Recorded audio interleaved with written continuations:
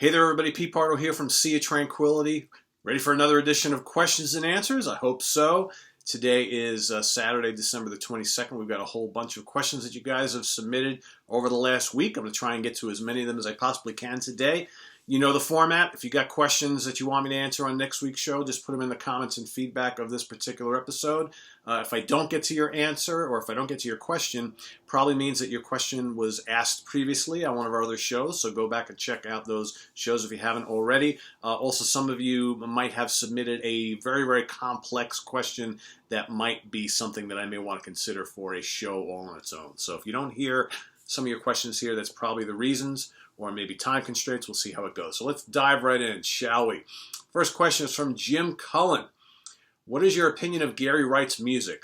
Like many, I only bothered to know Dreamweaver and Love Is Alive. I decided to dig deeper and was pleasantly surprised. Lots of great synth-pop rock. One standout was earlier than Dream Theater. It's from 1972, and it's called Fascinating Things off of the Footprint album. Your opinions? Like you, of his solo stuff, I only know the Dreamweaver album. Which I like quite a bit. That's a great album. It's got some great tunes on it, other than the hits themselves, obviously. So I haven't dived into any of the Gary Wright solo material. However, I was a big fan of, and still am a big fan of Spooky Tooth, and he appeared on a couple albums by Spooky Tooth. He's on the debut It's All About. He's also on the Spooky 2 album, which is classic, playing keyboards and doing some vocals and background vocals. He's also on the You Broke My Heart, So I Busted Your Jaw album. A really good singer, really good keyboard player, very underrated in my opinion. But yeah, I should probably check out some of that of his other solo albums. So from Indie Catman 777, what is your opinion of bands using pre-recorded tracks during live shows, i.e. Kiss? I recently saw Glenn Hughes and was blown away how great he still is versus my gateway band Kiss. I mean, let's face it, so many bands use backing tracks. Okay, pre-recorded tracks. How many bands do you know, you listen to their albums and there's all sorts of great keyboards, right? And then you go see them live. There's no keyboard player anywhere to be found, but you hear them, right? So it's all, I mean, this has been going on for ages. Granted, there are some bands like Ozzy and Sabbath also were known for doing this for years, where they would actually have a live keyboard player who would, be behind the stage or under the stage or something like that. But, with vocals and things like that, a lot of bands have been doing that for decades and decades, where all of a sudden you hear all these backing vocals and you're like, where's that coming from? It's all pre-recorded stuff, right? I guess if you want to go see the band and you want that full-on presentation, if the band is just not quite up to it as far as like what they're able to perform, whether it be musical stuff or whether it's vocals, I don't mind a little bit of sweetening, but it's when, 50% or 40% of what you're hearing is coming from pre-recorded tracks. That I kind of have an issue with, right? But, I saw Kiss a couple of years ago, and I thought they sounded pretty good, although I've heard and watched some YouTube videos of recent shows, and vocally they're kind of not really cutting it anymore. But yeah, as far as Glenn Hughes goes, I saw Glenn a couple of months ago. Woo! Powerhouse, man, he still can do it. The king, the voice of rock, man, Glenn Hughes, still the real deal at age, what is he, 67, 68? Crazy. From Nick's Texans fan number 1. Thanks again for getting to my question. If you could create a fantasy band, who would be in the lineup? Singer, bass, guitar, drums, and keyboards. Well, there's another question that's going to come up a little later on that's kind of similar. But, there's so many great lineups. But, like, kind of a quick band I put together. I always wanted to see Ronnie James Dio and Yngwie Malmsteen in the same band. They're both have that affinity for like Dungeons and Dragons type of stuff, and I would love to see Dio playing alongside Malmsteen. And I'd love to see Billy Sheehan on bass in that lineup. I'd like to see, how about Keith Emerson on keyboards, and how about Cozy Powell on drums? That'd be kind of a fun lineup, I think. From Earl Joy, Pete, what's your opinion of the Irish band Horslips, especially the 4 albums beginning with The Tain and ending with The Man Who Built America? Earl, that's one of those bands I've heard about for ages and ages, but I never actually heard a lick of their music.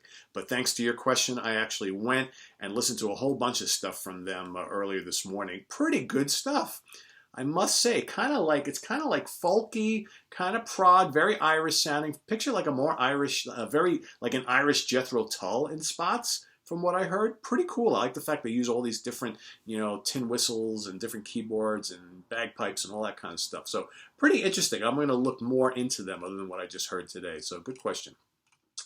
From Greg Beal. Hey, Pete, have you heard the White Swan from London, Ontario, Canada? Crushing sludge doom, includes Mercedes Lander from Kitty on guitar vocals. They released 3 EPs so far since 2016.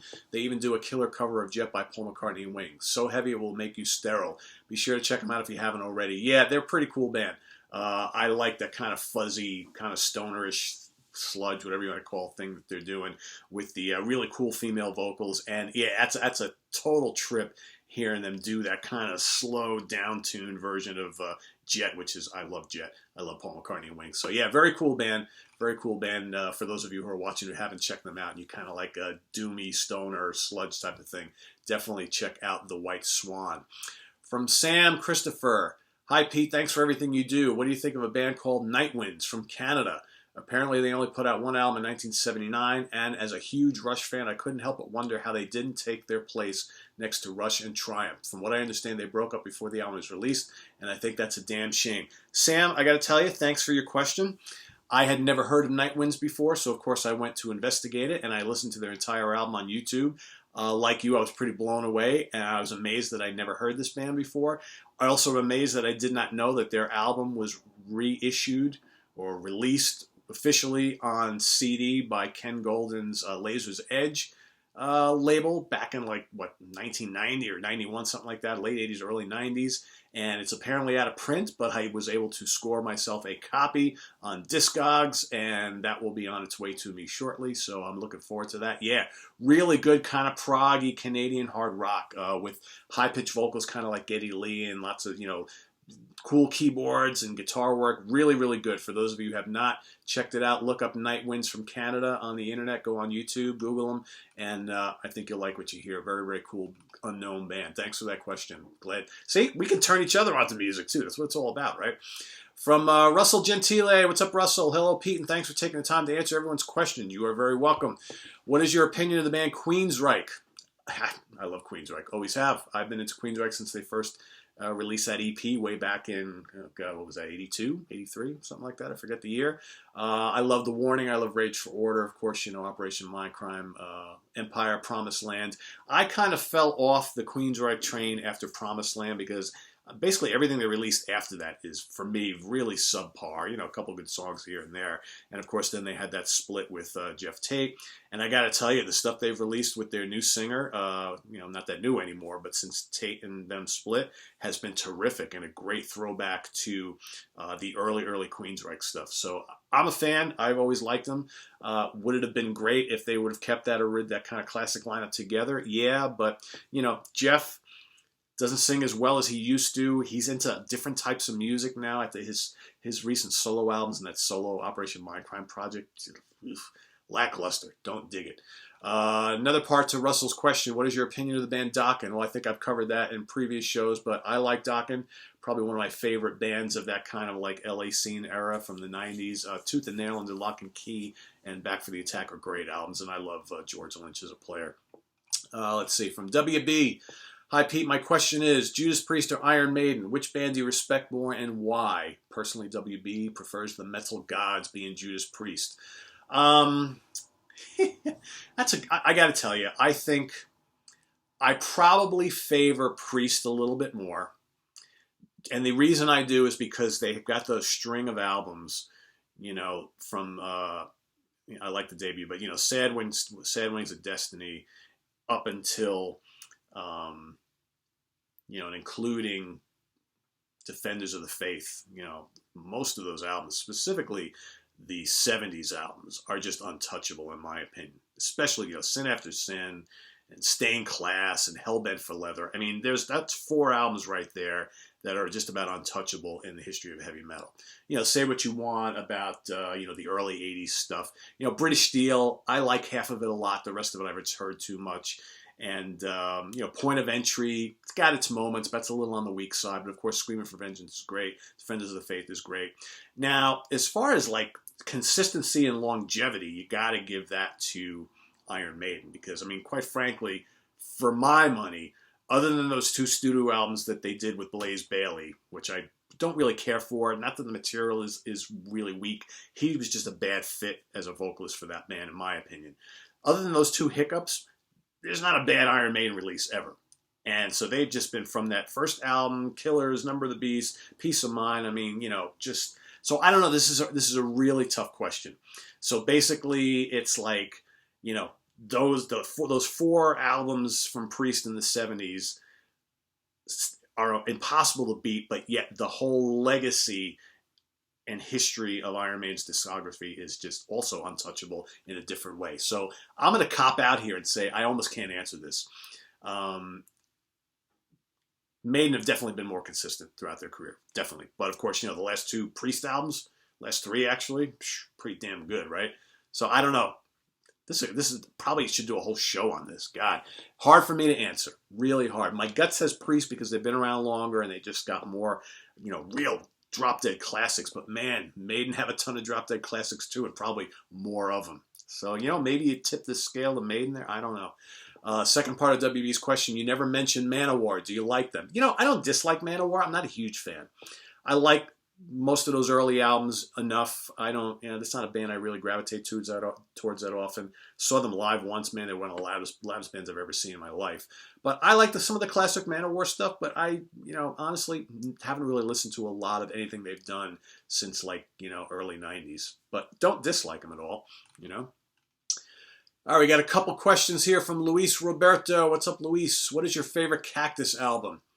Their second album from 1971, One Way or Another. But I like all the Cactus albums, but that one, I have a soft spot for that one. Great band. Did you have the opportunity to see a Tigers of Pantang show with Jess Cox or John Deverell? I've never seen Tigers of Pantang. God, did they ever even tour here in the U.S.? I don't ever remember hearing it. I'm sure they have, but I never got a chance to see them. Warhorse, featuring Nick Simper, released 2 albums, Warhorse and Red Sea. What do you think? I love it. I think a mix of Purple plus Uriah Heep. Sad that the band's career was very small. Yeah, what a underrated band. There's a question coming up in a little bit about these offshoot bands, where a member leaves a big band and forms another band that actually was very successful. Well, Warhorse may not have been a big success and they may have only lasted for 2 albums, but those 2 albums are great. And if you are a Deep Purple fan, you need to own them because it's basically the blueprint of those, Nick Simper left the band before, or was kicked out of the band before the In Rock album, but the Warhorse albums are just like, In Rock, Fireball, Machine Head, Who Do We Think We Are? It's the same template. These high-pitched screaming vocals and crazy guitar work and lots of keyboards. Warhorse, great, underrated, unknown band. Another question here. What is the most scary movie of Brian De Palma in your opinion? Not a lot of really scary films, but I think Sisters and Dressed to Kill are probably the most chilling movies that he ever did. A lot of great movies though, man. The Untouchables. De Palma did a lot of great films, but those probably the creepiest out of some of the films that he did.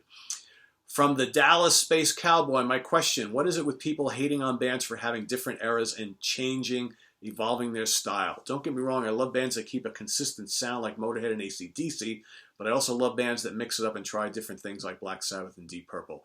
People being closed-minded and only listening to the same 2 or 3 records are part of the reasons rock isn't as strong as it used to be. What are your thoughts? Yeah, I agree with you. And it's like a catch-22. If a band kind of changes their sound a lot throughout the course of their history, you get people like, oh, they're getting away from their classic sound. I want to hear them do the old style. But then the bands who stick to that old style, you get the other side of the coin that says, oh, they keep playing the same thing over and over and over again. So there's no win, right? But I agree with you. Purple and Sabbath also, they evolved quite a bit. Yes evolved a bit. Genesis, whether you like it or not, evolved. Rush certainly evolved. Everybody's always going to gravitate towards a signature style or sound of a certain band. And you're going to have your favorites, but I've always appreciated bands who kind of change up a little bit. It's one thing if the band's like, a real progressive rock band or a real heavy band, then all of a sudden they go completely pop and they never go back to their, obviously, if you follow the band from the beginning, you're going to be like, oh, I'm having a hard time with this. I don't know if I could stick with these guys. But so many bands that we've known from like the 60s, 70s, and 80s, have evolved their style. And it's okay to change up a little bit. You got to grow a little bit. I mean, the musicians have to grow as musicians and songwriters. So, yeah, but there's a lot of people who just like, it's just cut and dry one way. It's a great question. Great question. From Daniel Boss, 2 questions. Any thoughts on the band New England? Their debut album is a great album from first song to the last. Very melodic and also very heavy at times. Any thoughts on the short? Okay, well, that's the first question. Yeah, I love New England. I actually like all 3 albums that they put out, but the first one is definitely really, really good. Yeah, good hard rocking band with plenty of like kind of proggy keyboards. Great vocal melodies. A very, very underrated kind of, like I always classify them as kind of like those pomp, P-O-M-P, pomp rock bands, kind of like Aviary. You could lump some of Journey stuff in there. A very, very good band. Angel, kind of also in that category. A very good band that I think had the talents to really, really be huge, but it just kind of never really happened for them. Next question. Any thoughts on the short-lived band Armageddon? Fantastic album that sounds like Captain Beyond meets stoner rock. Love the cover showing them smoking on the front and the back. They're literally stoned. The band was cut short because of the tragic electrocution of Keith Relf, formerly the Yardbirds. Yeah, I actually, if you check out, I believe it was in my top hard rock and heavy metal underground albums of the 70s. I think I did on one of those shows. I talked about Armageddon. I like that album quite a bit. A little bit of trivia for those of you who like the Armageddon album. Check out the Steamhammer. Steamhammer was kind of like a British blues rock band who kind of came out in the late 60s. They had about a handful of albums. Anyway, their 1972 album called Speech actually is like the precursor to the Armageddon album. That album, the Speech album, is mostly instrumental. It's got a little bit of vocals on it, but there's some there's some tunes on there, the instrumental tunes, where the arrangements are very similar to a couple songs that debuted on the Armageddon album. And 2 members of Armageddon, two members of Steamhammer, when the band splintered, the Steamhammer band split up. 2 guys from Steamhammer actually hooked up with Bobby Caldwell and Keith Relf to form Armageddon. So 2 guys from Steamhammer, Keith Relf, Bobby Caldwell, that's Armageddon. But if you check out that last Steamhammer album, Speech, you'll hear some similarities to some stuff on the Armageddon album. Pretty cool stuff. From Henry Erbach, I want to piggyback on a bit of a question someone asked about what if Uriah Heep's Living the Dream, which is their latest album, were released without the Uriah Heep name. And my question is about Deep Purple's excellent Come Taste the Band album. This is a little different because for a lot of Deep Purple fans, the band is synonymous with Ritchie Blackmore, and any Mark lineup without him is not Deep Purple. I'm not one of those people, but I've always thought and believed that had the album been put out by an unknown band like Boston Heart or Foreigner as examples, it would sell much more than it did in '75. What do you think? Well, I think I kind of actually touched on this on a question in last week's show, but it bears repeating. I love the Come Taste the Band album. I think you're correct. I think a lot of people were just unwilling, because Ritchie Blackmore was like a central focus of that band. A lot of people were unwilling to give it a chance because Blackmore was not there. And it's a shame because it's a damn fine album. And maybe they should have just stopped with the Deep Purple name and called it something else, whatever. And did that hurt it a bit because it was called Purple? I mean, you still had 2 original members in there. You still had Coverdale and Hughes. So I don't see why they wouldn't have called it Purple. But I agree with you. I think probably it fell under the radar from a lot of people who just didn't even give it a chance because there was no Blackmore. And I wonder how many longtime Deep Purple fans who, are that there's no Purple without Blackmore have never even heard the Come Taste the Band album. Because it's actually a really good album. And I remember, back in the day when I was a lot younger, I didn't give that album enough of a chance. I never disliked it, but I was always kind of like, But in recent years, as I've gone back to it a lot, and I've really grown appreciation for Tommy Bolin as a guitar player, that's a fantastic album. Really, really good album. Some great songwriting on it, some great playing. So, yeah, underrated stuff. From Melora Loves Darkness. What's up, Melora? Hello, Pete. Just an idea. Rather than just dissecting a long-lived band as a whole, why not do it in eras? Like King Crimson, as a band that has always gone in eras. Genesis has had an era as well. Black Sabbath and BOC, to name a few. Makes the overflow of your most honorable mentions kind of consistent. Rush is a prime example. There are about 4 Rush examples if you look at them. The early, the middle, classic, the 80s, and the 90s, and beyond. Triumph is kind of like the same without the 2000 era. I would kill to see them live, by the way. saw Triumph live, I think 3 or 4 times. I mean, I like your idea. The problem is then I'm doing 2, 3, 4, 5 different videos for every single band, and I just don't have the time or the bandwidth. I'm struggling to squeeze in as much as I can for everybody as is. I just can't do a Gabriel era and a Collins era for Genesis, and Rush in the 70s, Rush in the 80s, Rush in the 90s. I like your idea. It sort of makes sense, but I'm trying to do as much as I can with what time that I have for these shows. And as much as it might be difficult for me to do a, like, say, top 10 songs of King Crimson when you got like the classic late 60s, 70s versus the, you know, the Baloo era. And, you know, I'm trying my best to mingle all this stuff as best as I can. What you're saying makes sense. It's just from a time perspective and from a bandwidth perspective, I just don't see it's possible at this point in time. But good question. Thanks for the suggestion. From Giannis Katsaros. Hi, Pete. I follow most of your videos. Thank you. You do a great job. What's your favorite Queen songs? What are your favorite Queen songs and albums? Well, I think I listed my 5 favorite albums a couple weeks ago. For my favorite songs, you're going to have to wait for a top 10 songs of Queen, which is on my short list to do, so that's coming over the next couple weeks. I'll reiterate my favorite albums: Night at the Opera, Queen 1, Queen 2, Sheer Heart Attack, and Day at the Races and Jazz. Those are my favorite albums. From Scott McGregor. Once again, Pete, amazing show. Thank you, Scott. I have a few questions. Have you ever heard of the 90s hard rock band from North Carolina, Cry of Love? They were kind of a cross between the Black Crowes, Hendrix, and Bad Company. Their first album was called Brother and was amazing. I never heard of them again. I think that they released the second album. I've not seen anything. What do you think of them?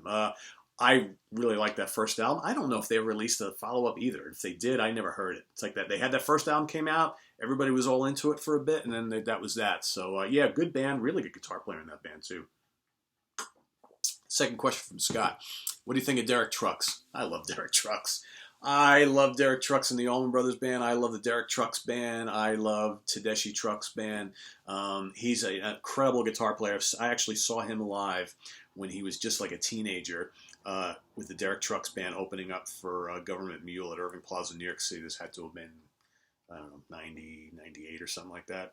97, 96, I don't know, something like that. 96, 97, 98, something like that. And he was, you know, pretty young. Maybe he wasn't a teenager, maybe, you know, early 20s or something like that. And sensational player. Scott says, I think he is one of the most amazing guitarists to come out in the past 30 years. I agree. I tell you, seeing the Allman Brothers Band with him and Warren Haynes trading it away is probably one of the highlights of my going to see live music life. Just seeing those two guys dueling it out on stage is a thing of beauty. His wife, Susan Tedeschi, is not too shabby of a player as well. Last question, is there any... No, she's not. She's actually a very good singer. I like Tedeschi Trucks Band. Last question is there any music that you listen to that your wife absolutely hates? If so, how do you resolve this and keep the peace? I notice that my taste in music is much broader than my wife's. I find that I can hang with her likes, but she can't with me. Yeah, that's almost identical here. My wife does not like most metal. She hates extreme metal stuff, so, you know, I basically try not to listen to, like, black or death metal around her. She doesn't like doom, the power metal stuff she doesn't like. I would say most metal she does not like. She can listen to a little bit of the jazz stuff I listen to, but she has a hard time with instrumental music. If it doesn't have, like, vocals and hooks and stuff, she gets, you know, long guitar and keyboard solos just turn her off, and she, you know, but like jazz, like, you know, with sax and kind of some of the bebop stuff she doesn't mind too much, but a lot of the fusion stuff she doesn't really get into much at all.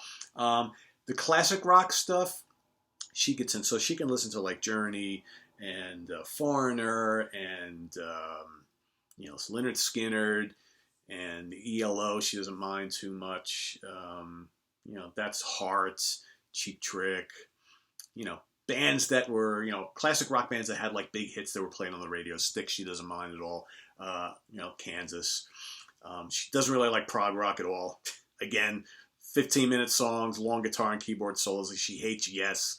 You know, she can deal with Genesis pretty much. Not so much the Gabriel era years, but the Collins stuff she doesn't mind. She likes Marillion. Go figure. Because I think when we first started dating back in the late 90s, I was heavily into like Fish era Marillion at the time, and when I took her to see Fish solo, and you know, so she likes the Marillion stuff pretty much. But yeah, it's, you know, but yet most of the stuff she listens to I can get into. You know, she listens to a lot of Spanish music and like salsa and merengue and stuff like that. She likes pop music. She likes dance music and the modern country stuff, and so I don't really dislike any of it. She listens to a little bit of hip hop here and there, and that I really don't like. But that's where I usually draw the line. But yeah, so that's that. From Dave Ammerman. Hi Pete, Biff here. First time subscriber, but have caught most of your shows, especially hard rock, fusion, and prog rock. Being a guitarist, I went to Berkeley. Aside from the Beatles, this is the stuff that really reaches my inner core. You talked about Holdsworth, but didn't mention Tempest or any of his solo albums. Maybe I missed it. I've talked a lot about Holdsworth. I actually mentioned Tempest, I believe, in the Underground Hard Rock and Metal show. I'm pretty sure I did. I've talked about Tempest before, and I believe I've mentioned Holdsworth solo from time to time. You probably have to just miss it on one of the shows, but I'm a huge Holdsworth fan. I love the stuff he's done with Jean-Luc Ponty, with Soft Machine, with Gong, with Tony Williams' Lifetime. In fact, I think I mentioned the stuff he played on with Tony Williams' Lifetime on my Top Fusion show. But yeah, he's got a lot of good solo stuff too. I love Holdsworth. May he rest in peace, man. So. From L. Franklin, another band I discovered a couple years ago, Unicorn. They're a little lighter, bit of a country sound. Another band that I first heard and looked to. Produced by David Gilmour, who played a bit with them and covered their song No Way Out of Here. Have you heard of them, in your opinion? Yeah, I own 2 CDs by Unicorn, the Too Many Crooks and the Blue Pine Trees albums. They're pretty good. Pretty decent country rock band. Kind of to my ears a little bit like Poco. Maybe a little bit of the Byrds and, Crosby, Stills, Nash. Pretty cool band. I haven't listened to them in a while, but I enjoy them. I thought they were good. From Science Talk with Jim Massa. Hey, Pete, thanks for answering my questions last time. You are very welcome. Your in-depth knowledge is so amazing and blows me away. Why, thank you. Very nice to hear. My question is about Paul Rodgers. Which band do you think he was better in, Free or Bad Company? Well, I think he really came into his own in Bad Company as like a superstar vocalist. I, however, prefer his vocals in Free. He had more of like maybe just because he was younger, he had more of like a kind of gutsy, gritty, bluesy style in Free. And maybe it's just because I prefer the music of Free a little bit more than Bad Company. I love Bad Company too. In Bad Company, he became like the arena rock guy. And there's nothing wrong with that. But some great vocals there too. But I personally prefer him in Free. That's just my opinion. So, second part of Science Talk with Jim Massa's question is, and I know this is speculation, but if Paul had joined Deep Purple after Gillan left, how do you think the musical direction of Purple would have gone?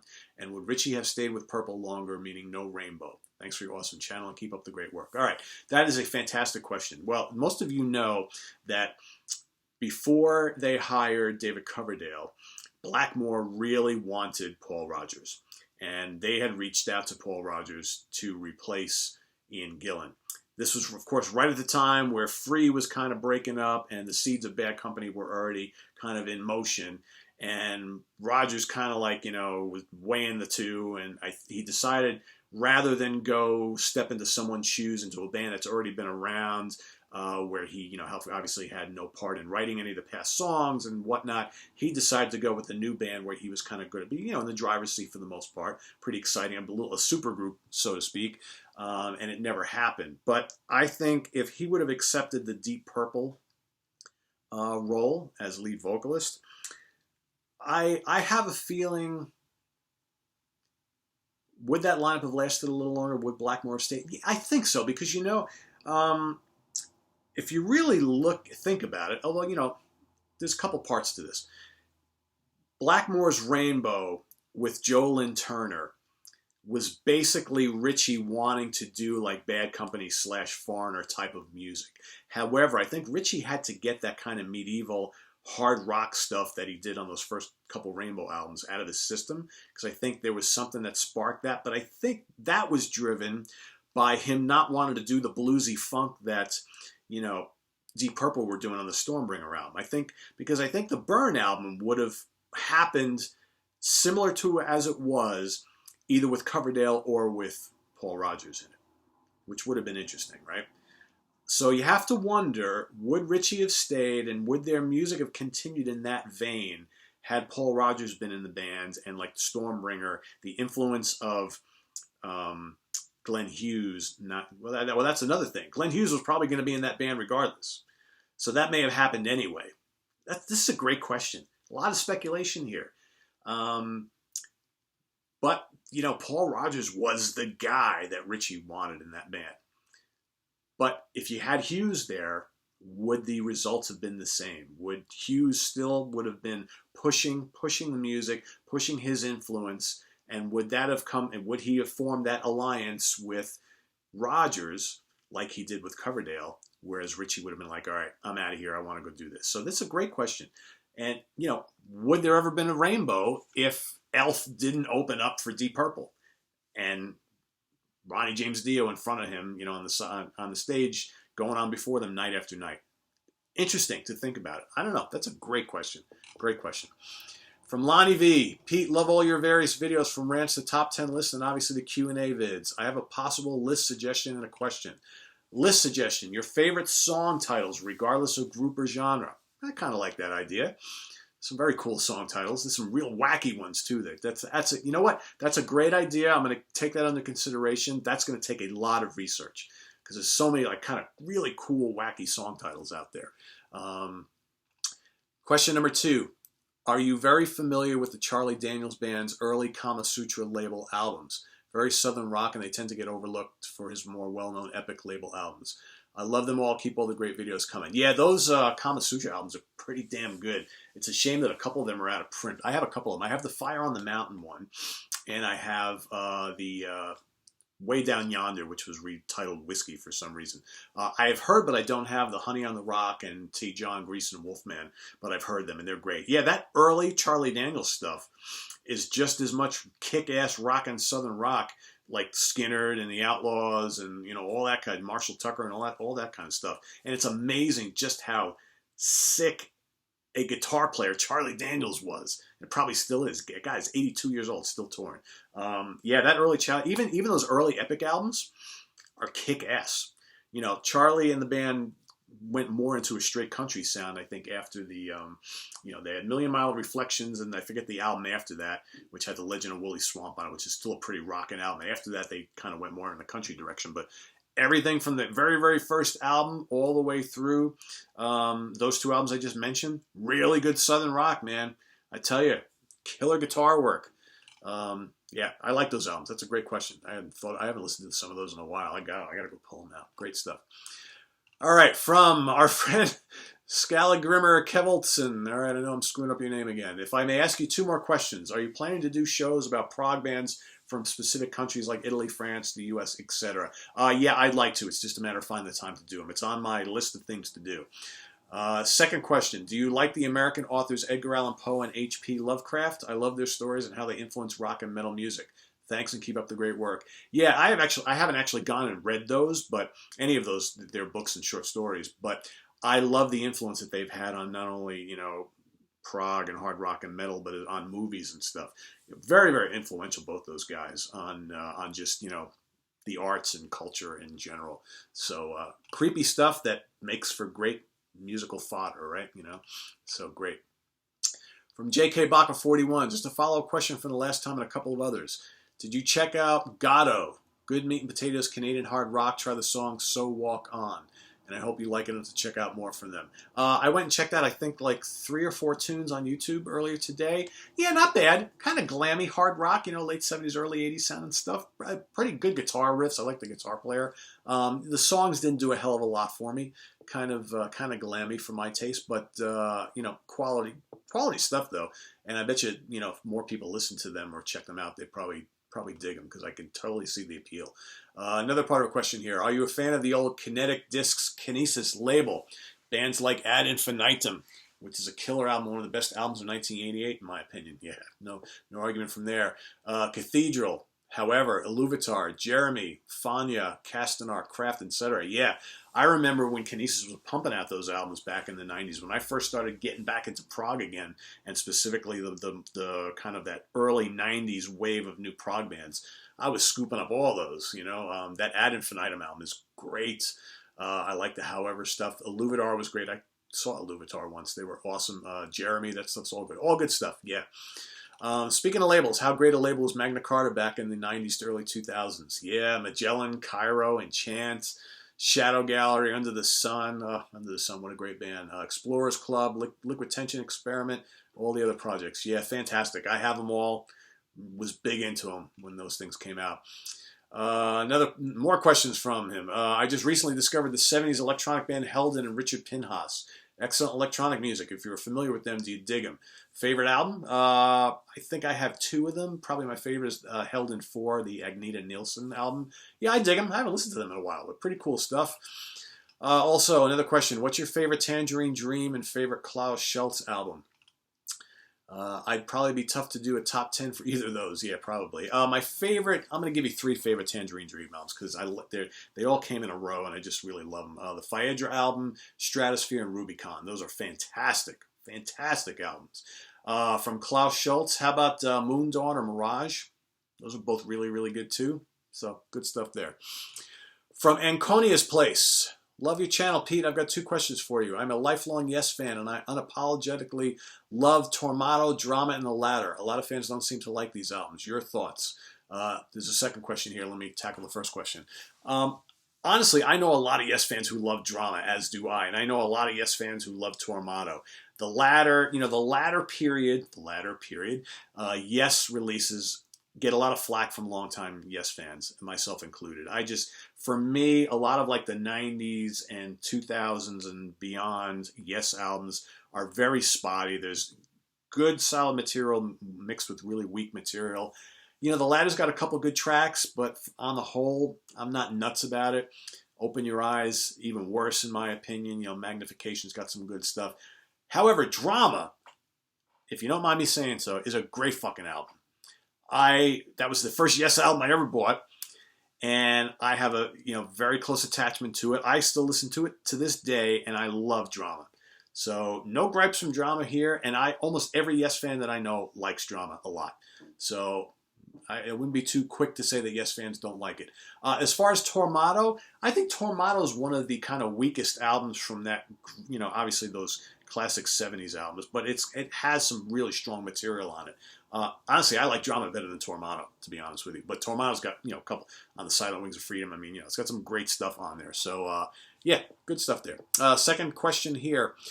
Are you familiar with the 3 albums by the Dream Academy? Great pop rock band that I wish I continued to release albums. I have not heard any of those, so sorry I can't answer that. From Dave DiFrancesco, how about doing a deep cuts for the album Music from the Big Pink? The band is often overlooked. There's a ton of people that I know who love the band and love that album. I don't own it. I've heard it. For whatever reason, the band just never really clicked with me. I don't dislike them. I just never liked what I've heard enough to really dive deep in there, so I'm probably not the right guy to do a deep cuts on classic albums for the Big Pink, because it's just, I don't own it. I don't really know it other than stuff that I've heard from it in passing, and I've really tried to really get into the band, and I know I should because I like so many other groups that are similar. I'll keep trying, because I know they're a classic band for a reason, right? From Alex L, thank you for the Europe Wings of Tomorrow recommendation. You are very welcome, Alex. What a great album. Awesome. You are right. Hidden gems of the 80s. Absolutely. Thank you for answering a question about Living the Dream album. We're back to Uriah Heep again.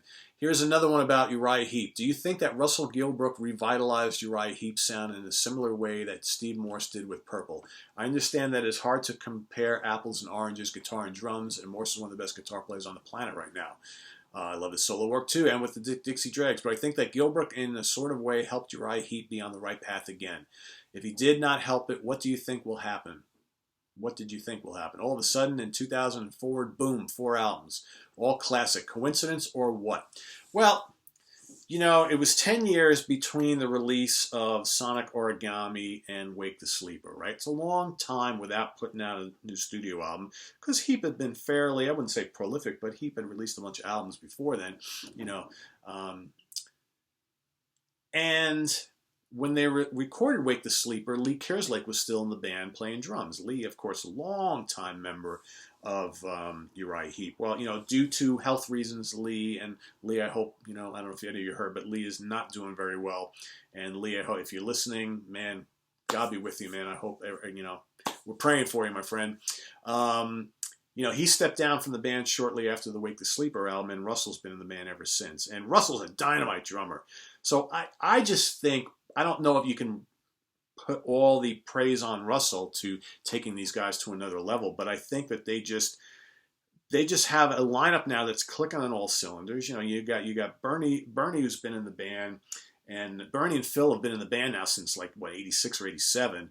So, and Mick obviously, and it's just the line. They've had a solid lineup for a long period of time, and I think the general public and the Heep fans have been very receptive to the new albums. Their songwriting is just clicking, and I don't know. It's just, whether you can say Russell's driving it, I don't know. He certainly is helping, right? So I don't know. It's a great question, and I'm just happy Heep is on a late career renaissance, and the creativity is just great albums. 4 kick-ass albums in a row from them, and I'm loving every minute of it. From our friend Jiff882, speaking of Christmas music, have you heard Cheap Trick's Christmas album? I have not, but I almost bought it last year. I probably should check it out.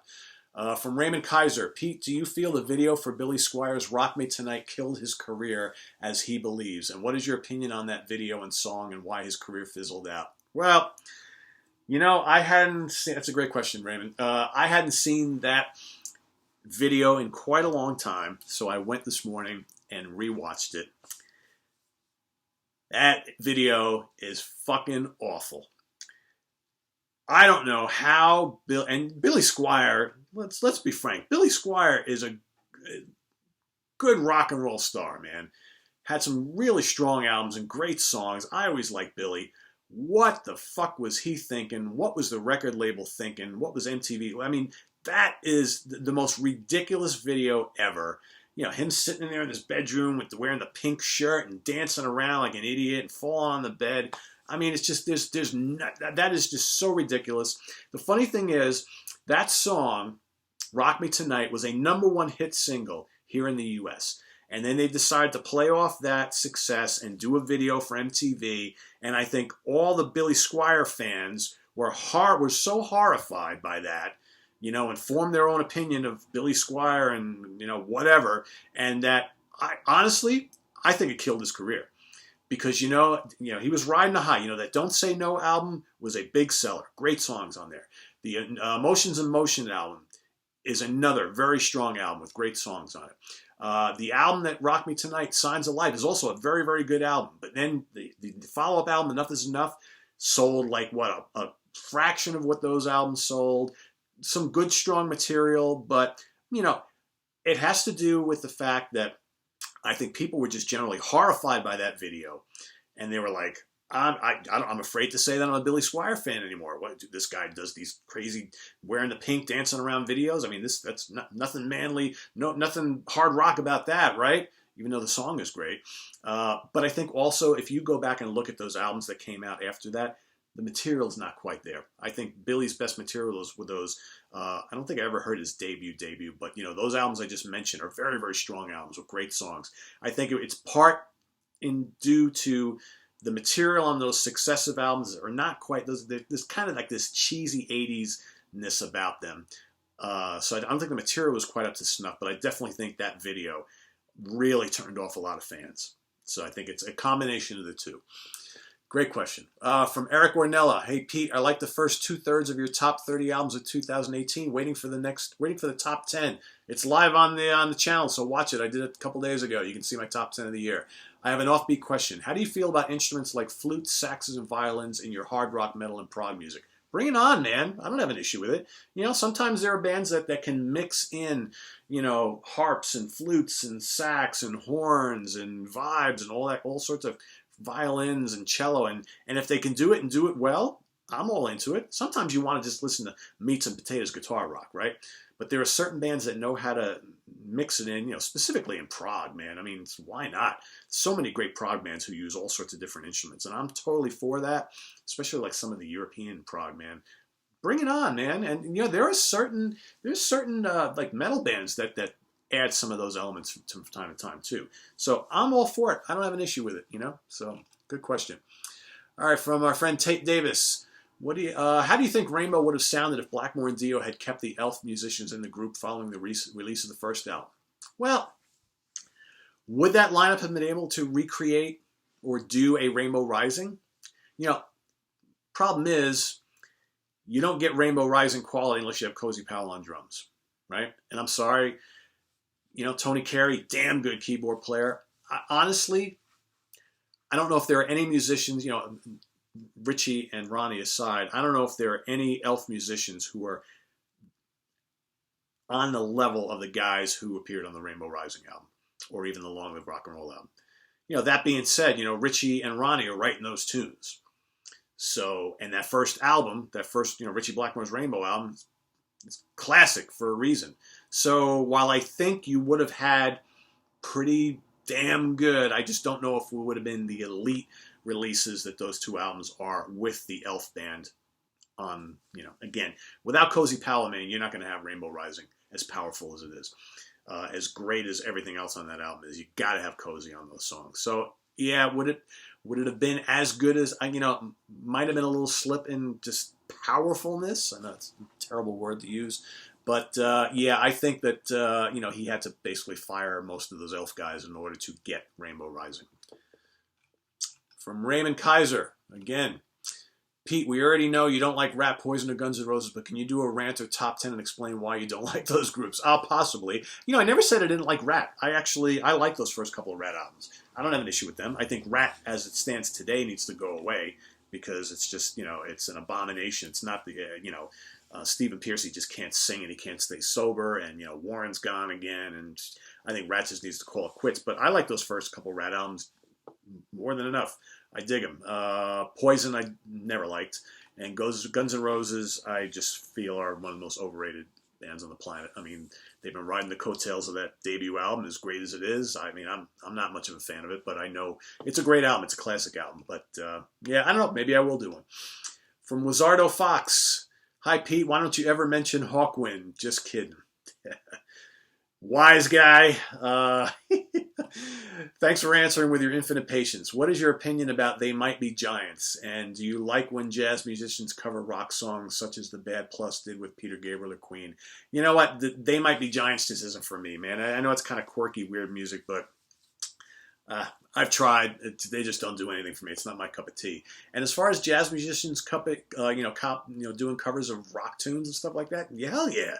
I mean, it's because they do it and it's different. So all of a sudden you're like hearing this song that you know so well, but it's in a different way, all instrumental with, you know, jazz tempos and all that kind of stuff. I'm all for that. No issues with that at all. GIF882 is back again. Speaking of early Genesis, do you dig The Watch? Hell yes.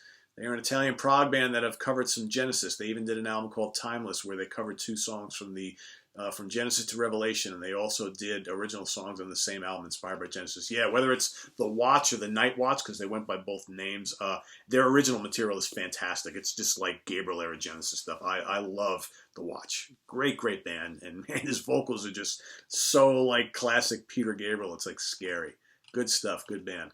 From Arnaud B. Hi, Pete. Greetings from France. Number one, in prog and jazz fusion, there seems to be an obsession, both from musicians and fans, about odd time signatures. How do you explain that, and what do you think of that obsession? I mean, these are just people who like more adventurous music, who, you know, and you could say that there's a lot of musicians who like that type of music, and they want to hear more demanding things, but there's a lot of musicians who like just good pop music, right, and simple stuff. I just think that somehow, and a lot of like people here, we just gravitate towards complex music that takes you on a journey.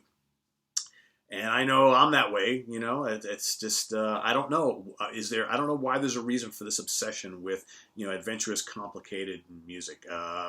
But there's thousands and hundreds of thousands of prog fans and jazz fusion fans around the world. We all have the same addiction, right? I don't know what the reason is for it, but. Second question from R.B. What do you think of Zappa as a guitar player? Awesome. One of the most original players ever. Nobody sounds like Zappa. He's just weird, you know, using all these different modes and just scales and stuff. Just a very, very original player that, you know, a lot of times I think we all wished played more guitar in a lot of those albums. But awesome. Such a great player. Number three, what do you think of the album Three Sides to Every Story by Extreme? An underrated gem of the 90s, in my opinion. Yeah, it's a pretty cool album. You know, I think at the time, little bit ahead of its time because they went from a complete about-face from the album before it. And I think it kind of turned off some people who wanted to hear more of, get the funk out type of stuff, pornography. I like it. Pretty adventurous album. I think took them a lot of guts for them to do that. And yeah, it's one of those albums that you go back and listen to it now. It holds up pretty well, From Orlando Castillo, hey Pete, another great week of shows. My question this week is in reference to you mentioning your love of Italian horror movies, particularly those of Dario Argento. I'm a big fan too, and especially the film Suspiria. The soundtrack by Goblin is one of the most unsettling and disturbing film scores I've ever heard. That it is. Would you agree? Yes, indeed. What are some of your favorite horror film scores? Well, obviously that one. How about The Exorcist? The Tubular Bells thing by Mike Oldfield. Goblin's work on the Dawn of the Dead, I think, is great. How about the Texas Chainsaw Massacre? That's quite a good film score. Halloween, of course. How about The Wicker Man? I always found that kind of creepy and unsettling, as weird as it was. Phantasm, The Shining's pretty cool. Rosemary's Baby, The Omen. What else? Nightmare on Elm Street, pretty cool. Friday the 13th, those first couple. Pretty cool soundtracks on those. The Beyond. And how about Videodrome? I remember the first time I saw Videodrome, that scared the shit out of me. Man, creepy-ass music, futuristic music on that. From Barry Strong, one of the things I've noticed about you, Pete, is your unwavering enthusiasm for the music you love. So do you have days when you don't want to listen to any music? I'm a few years older than you, and sadly I find days when I'm simply not engaged and wonder if that's a symptom of getting older. I hope not.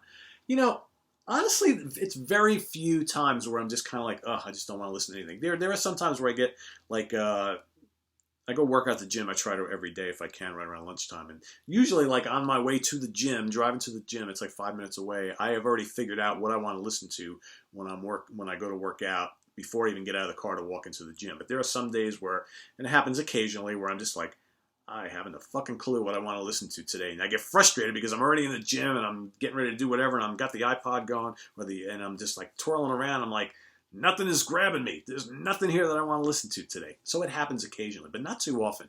I usually have the problem where I've got too much music to listen to, and I can't decide what to listen to because there's so many choices, whether it's just from what I own or from what I need to review or stuff that I bought that I want to start digesting. So yeah, I don't often have that problem, and I hope I never do.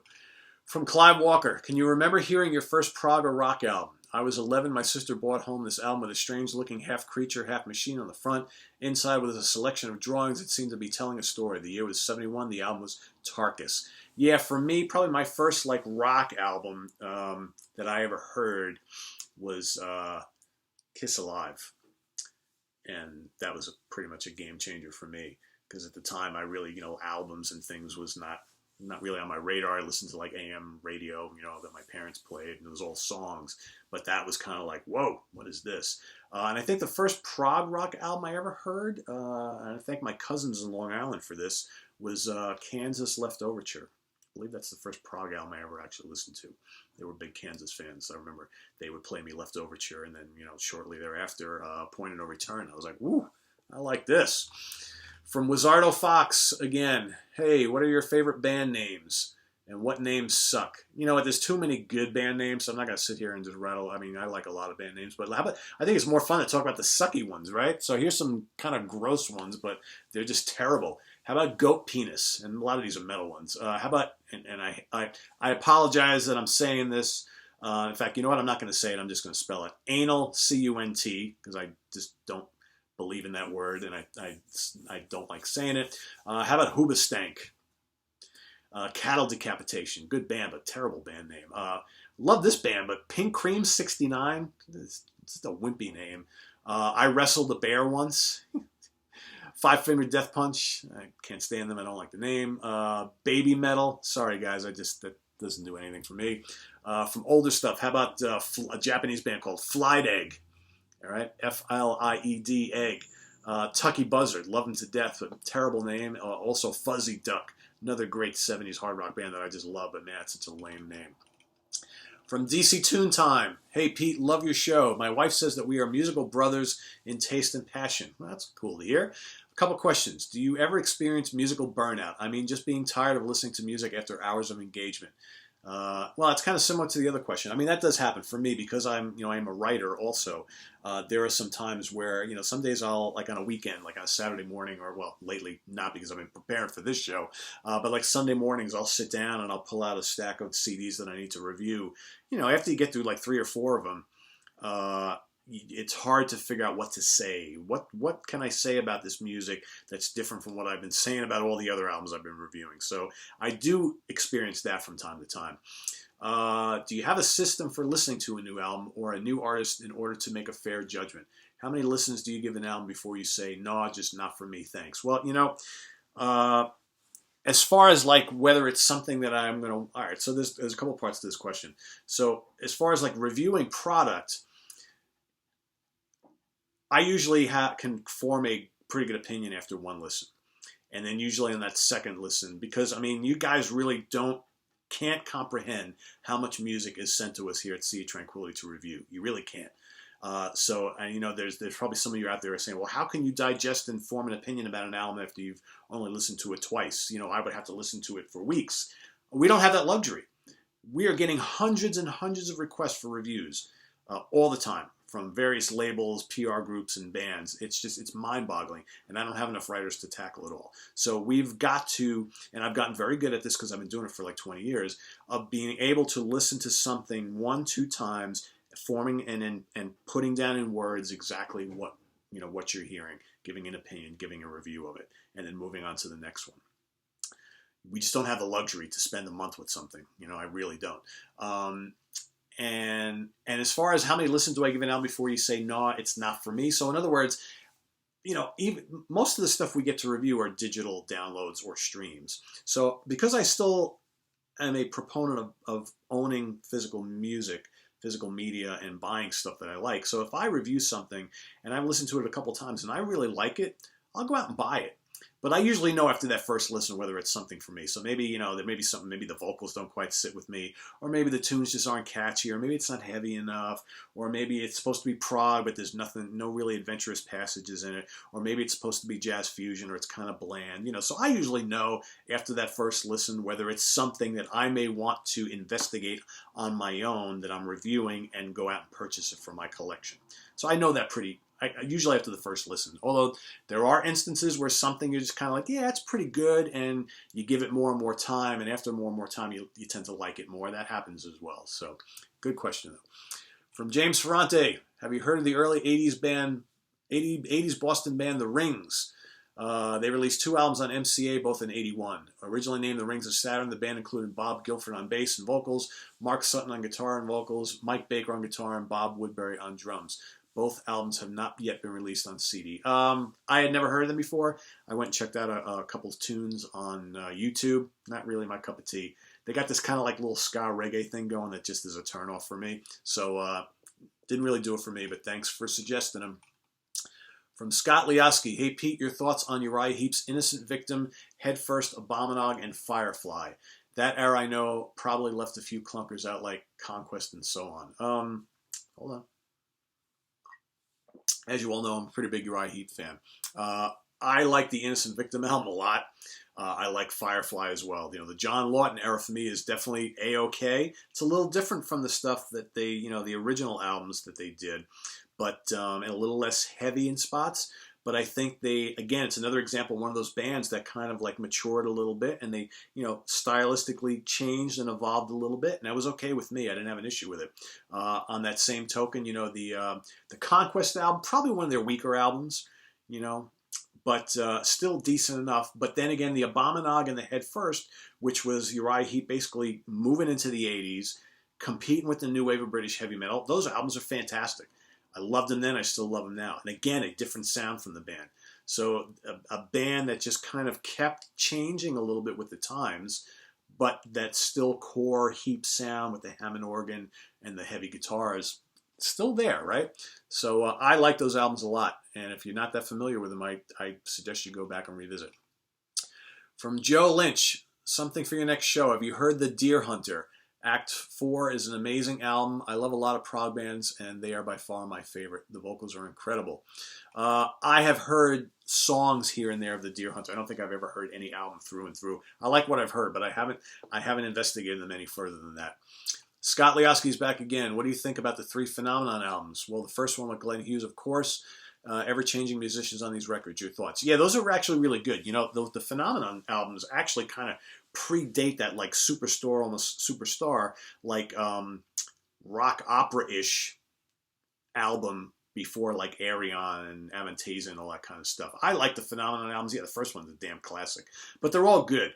In fact, they just reissued those, and I just got the CDs in from the record label just last week, so it's actually kind of cool that you brought that up. Maybe you knew they were doing that, and that's why you asked. But yeah, good albums. Very underrated albums, I think, especially that first one. So good. From King Pazuzu. Pete, you mentioned Dio a lot. Have you ever did a history of Ronnie's career as a singer, all he has done in his life, the classic albums, different bands, blah, blah, blah? Have I done?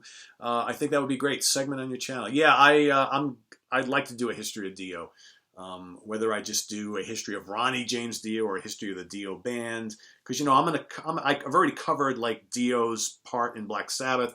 I've already covered Dio's part in I did a history of Rainbow Show. So I don't know if it makes much more sense to do everything all over again. But I think I'm going to do a history of Dio, the band Dio, and that's coming up when I get to it. From Mark Williams, great show, Pete. Look forward to it every week. Are you familiar with any of the Tony Martin solo material? Also his stuff with Dario Molo and his first solo album from '92, Back Where I Belong. A lot of pop material on that one, but the rest of his albums are spot on. You know, I haven't heard any of Tony's solo albums. The only one of these here you mentioned that I heard is the third Cage album with Dario Molo. That's pretty damn good. From Grover Baker, do you play your guitars regularly or attempt to create music as much as listen? I'd like to play them more than I do. I go through waves. There are some months where I'm playing guitar, if not every day, every other day. There are times, and I'm in the middle of it right now, where I haven't picked up a guitar in like 2-3 weeks. So it all depends on what's going on in my life. You know, lately, my son got married recently. The holidays are coming up. I've been trying to pump out so many of these shows. I've been busy with work and traveling with my day job that, you know, something's got to give every now and then. So the guitar playing has pretty much gone by the wayside in recent weeks. But I'll get back into it because I know I do. And as far as do I create and write stuff, no. I just play for the fun of playing, so I jam along to tunes. I try and learn stuff. I'm the kind of guy I love learning riffs and you know all that kind of stuff. So that's what I do, and I do some jamming and all that kind of stuff. But yeah, I just play for the fun of it. So let's see. King Pazuzu's back again. Thanks for answering my question last week. This week my question is: has there been a concert you've seen that you were disappointed in? Yeah, I can think of 2 off the top of my head. So I don't know if I mentioned this in the last show or not, but the band I've seen the most live is Dream Theater, probably over 20 times. And I thought that the Astonishing tour, which was, what, 2 years ago, 3 years ago, whatever, it was recently, I went to see them on that tour, and I just hated it. You know, I never thought I would say I hated a Dream Theater show because I love Dream Theater, and I've seen them so many times, but man, I just was bored out of my mind and just not into it. And you know, the problem is I just don't like that album. That's like the only Dream Theater album I really don't like. It just doesn't click for me. And I just thought them just playing that whole album front to back with nothing else, I just couldn't wait to get out of there. I never thought I would say that at a Dream Theater show. But, you know, one other show comes to mind, and it's Dream Theater again, and I'm trying to remember when this was. I think in the late 90s, early 2000s. It was a show in New York City, and you know, they every now and then they do those, or at least they used to when Mike Portnoy was in the band. They would pick like a classic prog or hard rock or metal album, and they would do the whole album back to front. So I was all psyched to see Dream Theater. I forget what tour it was on, and they played like a couple of their classic tunes, maybe a couple of new song or two, and then they played the whole Metallica Master of Puppets album. And don't get me wrong, I love Master of Puppets. I do. And it was kind of cool, a couple tunes to hear them play. But I didn't want to hear them play the whole song. And that turned out to be, it's an hour-long album. And so it was basically, I was all psyched to go see Dream Theater. And they basically, the bulk of what they played was Metallica. And I was just kind of like, ugh, God. So that was a disappointment. From Stuart Fagley. Hi, Pete. Curious to hear your take on some bands I discovered reading Kerrang! Back in the new wave of British heavy metal days. Baron Rojo, Tank, and prog band 12th Night. Your thoughts? I've never heard Baron Rojo before. I don't know who they are. Tank I dig. Tank's got a lot of pretty decent albums. and some pretty decent recent albums as well. Prog band 12th Night. I have a bunch of 12th Night albums on CD, or not a bunch, probably a couple, 2 or 3 at least. Pretty good band, from that early new wave of British prog, along with Marillion and Palace and IQ and all that stuff. I dig 12th Night. Although the original singer, he's kind of a character, a different voice. Geez, King Pazuzu, man, you gotta keep it to one question per week if you can. Thanks for your channel. I enjoy the history and info on bands. Will you do a history of Saxon? I am a Saxon fan. First time I ever heard them, I saw them with Maiden on the Power and the Glory tour, and I was hooked. Also, what would be your favorite dead musician band? Mine is Dio, Cliff Burton, John Lord, Dimebag Darrell, and John Bonham or Cozy Powell. As far as doing a history of Saxon, possibly. I'm a fan. As far as like the superstar band of guys who passed away, how about John Lord on keyboards, Gary Moore on guitar, Cozy Powell on drums, John Entwistle on bass, and Dio on vocals? How's that sound? All may they rest in peace. From Charles Haynes. Hey Pete, what's your most memorable backstage experience? Back in '78, I partied with Black Sabbath, sat right next to Ozzy, and had a pretty good conversation with going with him until he nodded out. No kidding. Nodded out with his head leaning towards me with his hand, with his tattooed hands, with the tattoos on his fingers resting on my leg. Unbelievable. Couple fun, I've had lots of backstage fun times. One I can recall, and I think it was from 2006. I got to hang out with Meshuggah, the Swedish band Meshuggah, backstage at BB King's after their show, and we drank many beers and had lots of laughs, and they're fun, kooky guys. I remember we took all sorts of silly pictures where we were all making faces and what have you. It was actually a lot of fun. A couple of years later, I think in 2009, I got to hang out backstage with Uriah Heep and have a couple drinks with Mick Box, who was in such a jovial form and telling jokes, and it was actually very, very cool. I got to hang out with Gary Green from Gentle Giant, have a couple beers with him. That was a lot of fun. He's such a great guy to talk to. And another interesting experience was hanging out with Devin Townsend at Starland Ballroom, I think in 2005 or 2006. It was the Sounds of the Underground show, and I was interviewing him backstage. All the live music was going on outdoors in the parking lot. It was so hot out there. He and I were sitting in the inside the venue backstage in the air conditioning, and they were actually playing like MTV music videos or some kind of MTV stuff on the TVs in the place. And he and I are trying to do this interview, and he kept looking away from me and looking up at the videos and making cracks at all the stuff that was going on MTV. And he was just so funny. I was dying. I was having a hard time stopping from laughing to go back to asking him questions. So much fun. He's such a kooky guy. From NP. Hey, Pete. Your comment about Wild Turkey and Glenn Cornick got me thinking. What are some of your favorite spin-off bands, not solo artists, that arose from a band member leaving? Well, a few of them. Rainbow, Richie left Deep Purple, and while some may argue that Rainbow was kind of like a solo band for him, that was a band. So Rainbow I'm going to include. Gillan also. Gillan left Deep Purple, started the Ian Gillan band, but I really prefer the Gillan band, and that was a Gillan. I mean, that was a band, not just a solo album or solo band. Dio too, the Dio band was a band. Whitesnake certainly also a band. How about Warhorse? We talked about them earlier. Nick Simper's band after he left Deep Purple. Great band. Captain Beyond, Rod Evans, formerly of Deep Purple. Great band. Cactus. Cactus was basically a splinter band from Vanilla Fudge. Okay. MSG, Michael Schenker's band. That's kind of more of a solo thing, but he left UFO, formed the Michael Schenker group. Streets, Steve Walsh's band that he formed after leaving Kansas. How about Asia? That, again, is a bunch of guys leaving their bands and forming a supergroup. The Firm, kind of along those lines. Backstreet Coroller, Paul Kossoff leaves Free, forms a new band. Blue Murder, okay. John Sykes leaves Whitesnake, forms Blue Murder. Badlands, Jakey Lee gets tossed out of Ozzy, forms Badlands. How about Lynch Mob? He leaves Dokken, forms Lynch Mob. So a lot of strong ones there. I'm sure there's a lot more. It's a great question. He also says, P.S. The best Dream Theater album is the first one. Yeah, I don't agree with that. Sorry. I like the first album enough, but man, it doesn't compare to those ones that came after. But some great stuff on there. And I think probably it's a really strong album. Don't get me wrong. And some great songs on there. I just don't think Charlie Dominici was the right singer for that band. I think the material was there. From the Constant Reader, hey Pete, I was just wondering if you've heard of a band called Catatonia, and if so, what are your thoughts on them? I enjoy their stuff, though I have to be in the mood as it's moody, depressing sounding music. Yeah, I mean, I'm usually hit or miss with Catatonia. I don't dislike anything they've ever done. I have a bunch of their albums. I think their Brave Murder Day album, one of their early ones, with Michael Lagerfeld from Opeth doing Death Growls, is a very good album. It's more of a doomy, gloomy album than some of their later ones, but very strong, more of a death metal album.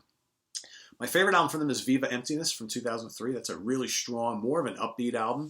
I really like that one a lot. But you know what? Great Cold Distance is good. I got to be in the mood to listen to them. Some of their music is just kind of like you mentioned, that kind of like, it's like in a moody nature that just kind of like the tempos don't change much. I got to be in the mood for them. But their albums are all enjoyable if you're in the mood to listen to them. So I can't knock them because I do like them. Seen them live a couple times too. They're a lot of fun. From my friend whose name I cannot pronounce, in your opinion, what's Ronnie James Dio's best era? The early work pre-Rainbow, which would be Elf, Rainbow, Black Sabbath, early solo, 82 to 92, or late solo, 93 to 2004. You know, man, it's a great. Well, we're going to take out the Elf stuff, right? We're going to take out the late solo, as strong as that stuff is. I hold Rainbow and Sabbath a little bit higher than his early solo, although the first two Dio albums are great. So it's between Rainbow and Black Sabbath, right? I don't know. That's really hard. You know what? Today I'm going to say Rainbow because those first three Rainbow albums are just godly. But so is Heaven and Hell and The Mob Rules. You know what? I'm going to give the ever so slight edge to Rainbow today. If you ask me tomorrow, I may say Sabbath, but you just can't beat that era. Okay, any of those albums are just, for me, just godly. From Matthew Walker, hey Pete, I know you're a big fan of UFO, as am I. One of my all-time favorite bands. I'm going to see them twice on tour next year, which is supposedly their last. What is your opinion of them carrying on without singer Phil Mogg, who is stepping down after 50 years? I don't think it can be done. Are they carrying on? I hadn't heard that they're carrying on without him. I can't imagine they would. He is UFO, and he has been forever. I honestly, I can't see how they can do that. And I wouldn't advise it. Just like, you know, Nazareth is carrying on without Dan McCafferty, and that new Nazareth album with the new singer, I mean, he's a good singer, but man, it just doesn't sound like Nazareth anymore. And I can't imagine UFO would sound, I don't know. I hope that UFO, and I love them too, they were one of my favorite bands. I hope they decide to just call it a day, because I can't imagine UFO without Phil Mogg. I really can't. From Steve Syme, do you still listen to radio at all, or do you just stick to CDs or iPod? I listen to very little radio. I occasionally will put it on in the car if I'm, you know, driving around with my wife and some other people or whatever, just because they don't want to listen to my CDs. I had, you know, Sirius XM for a while. I canceled it because that sucks too, and it's, you know, I wound up never listening to it. So yeah, I listen to very little radio. So in my car, I mostly listen to CDs. At home, I listen to CDs. At the gym, I listen to my iPod. When I travel, I listen to my iPod. So that's basically how I do it. From Eric Ornell, I have another question. Do you have any music collectibles such as super rare albums, vintage posters, signed paraphernalia, or signed guitars? Yeah, not really. I just have a lot of music. You know, and because I've been kind of like a journalist for, you know, 20 years, it's just not kind of cool to go to shows and interview bands and, you know, review stuff, and you meet them and you're handing them stuff to sign. I've just never been into doing that. So no, I don't have a ton. Yeah, I mean, I bought some kind of cool things here and there, but I don't have a ton of that stuff, and I just don't have the room for it. So I have a lot of music though. But yeah, and I used to have some really cool vintage posters. I don't know what I did with all of them, you know. I think I have a cool one from the 70s, a Yes poster around here somewhere. From Jamie Laszlo, since you like Hawkwind, what do you think of Monster Magnet? I think they took shades of Hawkwind, what Hawkwind did, and put it up a few notches to help create the sound of modern stoner metal. Yeah, I dig Monster Magnet. Pretty cool stuff. I like the Super Judge album. Dopes to Infinity, obviously, is really cool. Spine of God, the early ones are really good. Power Trip, Last Patrol. I even like Mindfucker, the more recent one. I think they're a really cool band. I dig the riffs. I like the kind of psych vibe. Yeah, kind of similar. It's almost kind of like Hawkwind meets Sabbath, right? You know, I dig them. From Elias Kokinos, hello from Greece. Some questions for you. I'm trying to get into Graaf Generator, but they're very complex. Any suggestions? And what's your opinion about Lock Up the Wolves, Strange Highway, and Magica? I think all three are underrated. Do you like Goblin? And please check the Japanese band Blaze. If you like Michael Schenker, you will love them. Thank you. Well, you know, I went looking for stuff on Blaze, and you do a Google, you can't find anything. There's no videos of them. So I tried. Can't find anything on them. What's my opinion about Lock Up the Wolves, Strange Highways, and Magic? Those are really solid Dio albums. Can't go wrong with those at all. What else? Do you like Goblin? Yeah, I think we kind of covered Goblin earlier in this episode. I dig Goblin a lot. I like their original stuff as well as their soundtrack stuff. And the first part of your question, as far as Graaf Generator, yeah, they're not for everybody. Keep trying them. I would say, if you're going to pick 3 Graaf Generator albums, Pawn Hearts, God Bluff, and Still Life, in my opinion, are their 3 best albums. But, they're not a very accessible band. They're not going to be for everybody. But I would try there. I think that's your best examples of Van de Graaff at their height of their powers. And if you don't like those albums, they may just not be for you. So, and it's not that they're that complex. They're just very different sounding, Not for everybody. From Vinyl Wreck, Pete, I think it's time for a Scorpions Top 10. Put that on your list. Beat you to it, dude. I already did one yesterday, so check it out on the channel. Brandon Clark, I'd like to ask if you've ever listened to Avenged Sevenfold. Brandon, you've been asking this question a lot lately. If not, then their 2013 Hail to the King is a lot like Metallica, Sabbath feel to it, and you should give it a listen. It has a rock and blues feel to it. I've tried to get into Avenged Sevenfold. They just don't do it for me. I had a bunch of their CDs, and I got rid of them all because they just... not my cup of tea. I tried. I know a lot of people really dig them. I know a lot of people who hate them. So, I don't really dislike it much. It just doesn't grab me much.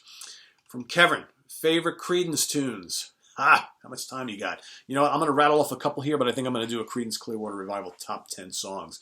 Born on the Bayou, Commotion, 99 and a half, won't do. Bootleg, Green River, Sinister Purpose, and Fortunate Son. Those are just some off the top of my head. I love Creedence. From Michael Lincoln, hi Pete, I'm a big Budgie fan. I was happy you did a top 10 songs. Happy to do it. But is there any chance you would do a history of video as well? Anyone who I know that likes rock or metal always recommends them. Such a killer and underrated band. Thanks. Keep up the good work. Yeah, I think I definitely will probably do a history of Budgie show. From Daniel Enlow, thanks for answering my question last week. I have another one for you. What about the Pretty Reckless? Taylor Momsen is a really good female voice. You haven't mentioned her. Yeah, they're a pretty good band. I don't own any Pretty Reckless stuff, but everything I've heard I've liked. She's a pretty good singer. They're kind of different sounding, And yeah, she was like an actress, so she's doing good for herself. I like the Pretty Reckless. From Sydney Pasquarelli, you are incredible, very knowledgeable about all kinds of music. Where do you get all this info? I do the research, and I'm one of those guys that if I like a band, I want to know everything about them. So I read the liner notes of the CDs or the albums. I go on Wikipedia. I read up on them. I read magazine articles. I read interviews with them. I go and I who produced the albums, who plays on the albums. I just have a natural want and desire to kind of digest as much info about every band that I have an interest in. That's just the way I am. So in loving music as long as I have for over all the decades that I've been a fan since like the 70s, I just, a lot of this stuff I just know and I just have opinions on. Some stuff I got to look up, but for the most part, I just digest it all. I'm like a sponge when it comes to music, my friend. From MFT Para, favorite Spinal Tap tunes. Do you prefer the early stuff like Listen to the Flower People or their harder tracks like Sex Farm and Big Bottom? I mean, honestly, I don't go out of my way to listen to Spinal Tap. I love the movie, and I've always, dug what, the whole idea of Spinal Tap. But, yeah, Big Bottom is great. Hellhole is great. Heavy Duty is a cool track. Stonehenge is obviously fun. Break Like the Wind, off that I think that was the last album they did. That's pretty cool. I don't go out of my way to listen to Spinal Tap, but it's fun stuff. I like when they record their own original music. Pretty cool. From Adam Lamar, what are your opinions on the albums Endless Wire by The Who and the Cosmos Rocks by Queen and Paul Rodgers? I really wanted to love Endless Wire, and it's got good material on it. But, from someone who's been a Who fan for so long, it's just kind of like I was ultimately a little disappointed by that album because it's just lacking in power. And I think all those latter era Who albums just are, they're good melodies on there. But you could just tell it's like older guys trying to create new music that's really lacking the punch of their early material. You talk about Uriah Heep. There's no lack in any kind of punch on the new Uriah Heep stuff. Deep Purple as well. So I kind of expect a little more from The Who. Even like the Stones' more recent material has a little more life than Endless Wire. And maybe, has Townsend hit that kind of like roadblock? And maybe, I don't know. I don't dislike Endless Wire. I love The Who. and I do like parts of that album. I just feel it's kind of like, it's a little lacking. The Kosmos Rocks is not a bad album. I know a lot of people shit on that album, but it is not a bad album. It doesn't sound like Queen at all. It doesn't sound like traditional bluesy Rodgers. It's a good rock album. So I kind of dig Cosmos Rocks. I know a lot of people hate it. So from Brian Slady, thanks for steering me towards which Porcupine albums are best to start with and when just starting out. Now I own 3. Cool. I just recently discovered the Steven Wilson remixes classic albums. What's your opinion on them and which ones do you recommend purchasing? Yeah, I mean, I haven't heard all of them, Brian, but some of them are excellent. I would say any of the King Crimson ones. Just don't even think twice. Go out and get them. I love what he's done with King Crimson, classic King Crimson, especially those like, the classic albums, like In the Core of the Crimson King, Wake Up Beside, and Red and all that stuff. Great stuff there, especially the 70s albums. Aqualung by Tull is awesome. He did a great job on that. He did a great job on Thick as a Brick. Gentle Giant's Octopus and the Power and the Glory are also excellent. Did a great job there. Those classic ELP albums he did a great job on. Chicago's second album is awesome. I love his remix on that. I haven't heard any of the XTC ones. I only just started getting to XTC, and apparently I bought all the XTC CDs that were not remixed by him. So go figure. I know he did a Rush album or two, if I'm not mistaken. I haven't heard those, and I haven't heard the more recent. He's done a lot of Tull ones. The rest of the 70s catalog. I haven't heard any more other than a couple of the early ones, and I haven't heard any of the Yes ones. The problem is, I've bought like the Yes catalog now on CD like 3 times. How many more remasters and remixes am I going to keep buying? So I decided not to. They weren't sent to me for review. I decided not to go buy the Steven Wilson remixes of, I think it was Close to the Edge. And did he do Fragile? I don't even remember. So I don't know. I haven't heard. But yeah, I would say everything I've heard has been awesome. I would say go out and get them if you're at all interested. You won't be disappointed. From Clive Walker, your top 3 rock radio DJs or your top 3 TV shows that shape your musical journey. Mine were radio DJs were Alan Freeman, Tommy Vance, and John Peel. TV shows were Old Grey Whistle Test, hosted by Bob Harris. Well, you sound like you live in the UK. You probably had way better stuff than we had here in the US. But I would say for me, TV shows, Don Kirshner's Rock Concert was awesome. I remember being a little kid seeing that on occasion. The Midnight Special was another really good one. But I also used to watch Saturday Night Live and would look forward to the musical, guests each week and see what they, who was going to appear on there. As far as like radio, we had some local radio stations here that played rock music that didn't really have those larger than life kind of DJs. But on occasion, when I would get a chance to, I would listen to WNEW in New York City, and Scott Muni and Allison Steele, very famous for New York radio playing great underground rock music. So that's kind of who I would gravitate towards if I could. From Anthony Ferraro, what's up, Anthony? Are you a fan of Nektar's Magic as a Child? Even without Roy Albright, I think it's vastly underrated prog gem. Yeah, I'm a big fan of the Magic as a Child album as well as the entire Nektar catalog. I really love Nektar a lot. Got to see them live once or twice? I think twice. Yeah, miss Roy. But I do like Magic as a Child, great album. From Sidney Pasquarelli, just wondering, Pete, who's your favorite band of all time? Now, if you've been watching me for a while and you don't know that, you're not paying close enough attention, Sidney. Deep Purple, followed closely by Black Sabbath and Whitesnake. That's my top 3. That's my trio of doom right there. Purple, Black Sabbath, Whitesnake. From Super Strike 9, I have a question. Are you a fan of death metal? Personally, I love it. Late 80s to mid-90s death metal is one of my favorite genres. Bands like Cannibal Corpse, Carcass, Deicide, Death, etc. Who do you like? I love Death. Nile I really love Nile a lot. Carcass, obviously, early Carcass. Arch Enemy, Atheist, Cannibal Corpse, Immolation. I'm a big Immolation fan. Suffocation, Morbid Angel, Obscura, more recent band. Dark Tranquility, Gorguts. Even some of the more death metal stuff of Behemoth. Behemoth kind of like fine line between death and black metal. A lot of great death metal bands. From Comic Book Crazy, hey Pete, new subscriber here, and I love the channel and I appreciate all the hard work you put into it.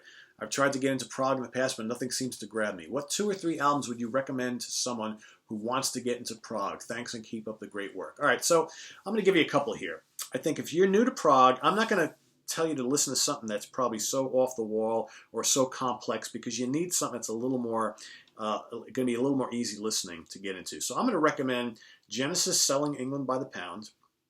A wonderful album that I think anybody new to prog should love if you like rock music, okay? King Crimson, The Court of the Crimson King. That album is just so powerful and gorgeous. Got to do it. Yes is Going for the One. I think is a really good album to start with in the Yes catalog because it's got some accessible material, but some really proggy and gorgeous stuff too. And then I'm going to throw in something a little more recent. How about Spock's Beard's Day for Night? I think that's a good early Spock's album that's kind of accessible, that's got tons of great hooks, but really kind of demanding musical passages as well. So start with those, see what you think. I'd like to hear what you think of those. From Castle Valorius Honestus, here Pete. Hey, Pete, let me help you with this. Oh, Casavellaunus Honestus. Okay, I'm not too far. He's helping me pronounce his name. Okay, to dovetail off the Susie Quattro question, have you seen Edge Play, a film about the Runaways? I have not. Those girls rock but got really fucked over by Kim Fowley. Any thoughts about the Runaways? You know, I haven't listened to a ton of the Runaways material. Everything I've heard I've kind of liked. Probably should listen a little deeper. And, of course, most of those women went on and did bigger and better things. But, as far as their influence, man, yeah, absolutely. Totally influenced on, female hard rock acts to come. And, a lot of history. I need to watch that movie and I need to check into them a little bit more, Definitely. Good question. That's it for today, guys. Wow. Once again, I thought we had less questions today, but of course it still took about an hour and a half. So anyway, what are you going to do, right? This is the nature of the beast of these questions and answers shows. So remember how it goes. Take your new questions, put them in the comments and feedback section of this episode, and I will attempt to answer them next week. So till then, visit us on the web at www.seatranquility.org. We're on Facebook. We're on Twitter. We're here very often on YouTube. Got more top 10 songs coming up. Deep cuts on classic albums. I got a rant or two cooking. All sorts of stuff coming up. So make sure you stay tuned. All right? We'll see you soon.